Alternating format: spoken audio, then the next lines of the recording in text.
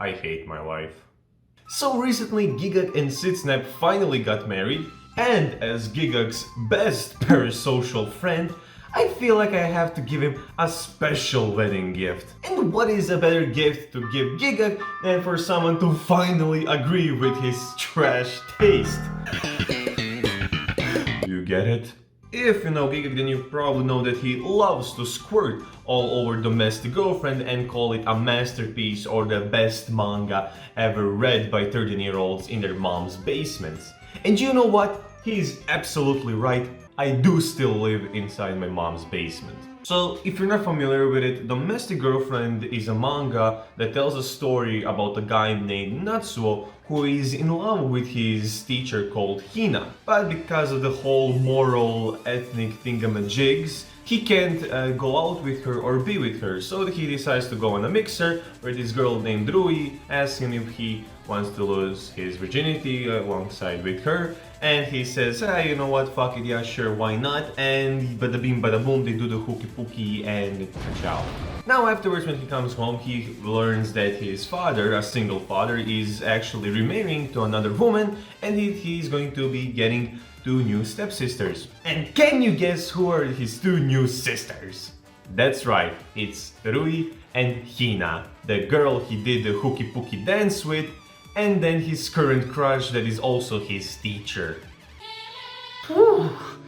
Is it just me or is it getting really spicy around here all of a sudden? Now you can already see the love triangle chemical warfare relationship that is between these 2 characters being born from this batshit insane premise. But the funny thing is that even amongst all of that insane stuff, the characters are still actually written with care.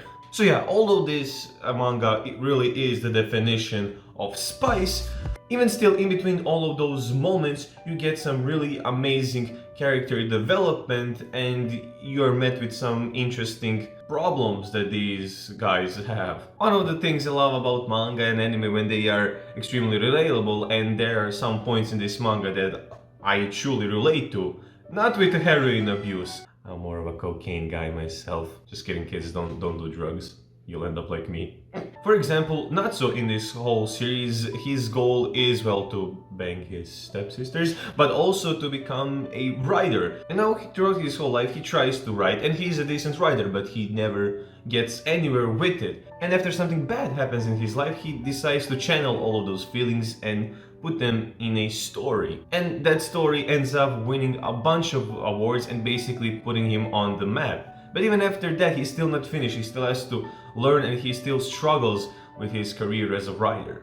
And that's just like one moment in the manga. I honestly don't want to spoil more because as you go through the manga, it just gets better and better. Like even Natsuo's character gets so much character development, but not even his. Like Rui's, Hina's, everybody's, they all have these moments where they constantly change throughout the story and try to adapt basically to life and the situation they're living in.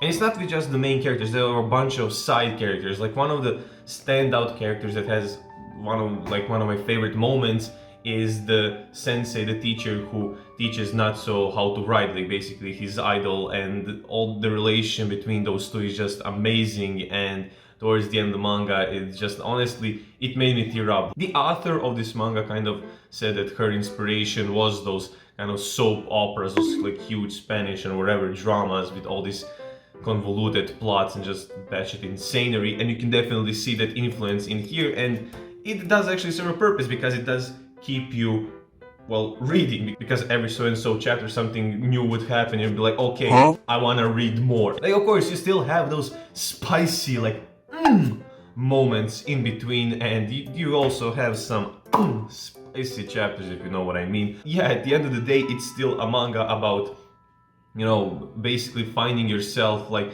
either chasing for a dream or abandoning your dream for your family and all of this other stuff. And basically it's a story about self-identity and finding yourself amidst all of these spicy hot topics. And I also have to mention that the ending is the greatest ending to a romance manga that I have ever seen. It might be one of the best endings ever made. You will not expect the ending. The winner of this manga, it comes not out of the most weirdest left field. It just comes out of nowhere. It spawns in front of you. It is honestly insane. It's one of the greatest comeback stories ever told. All signs point to Domestic Girlfriend literally being the best manga ever made. So please go and read it. But please do not watch the anime because unlike the manga, which by the way also has some really awesome and really spicy art, the anime does not. The anime is honestly sucks doo-doo and it makes me want to commit first-degree manslaughter on myself. It basically cuts off all the important character moments and just leaves the spicy moments, and just it focuses, I guess, on the relation between the characters and kind of speeds run. Also the animation not all that good, so yeah, just stay away from the anime. I think the anime gave the manga a bad rap, so yeah, please read the manga because it's spicy, amazing, and just again, I guess congratulations to Gigguk and Sydney for getting married. I don't know, this video wasn't really planned to be released this short. Oh well, it happened. But hey, if you want some more anime that also deal with this stepsister tag, you can check out my video on A Couple of Cuckoos, which has a kind of a similar premise. Not really, but hey, yeah, you can still check it out. But yeah, in the end, guys, all I have to say is thank you so much for watching, and I hope to see you in another video. Stay strong, guys.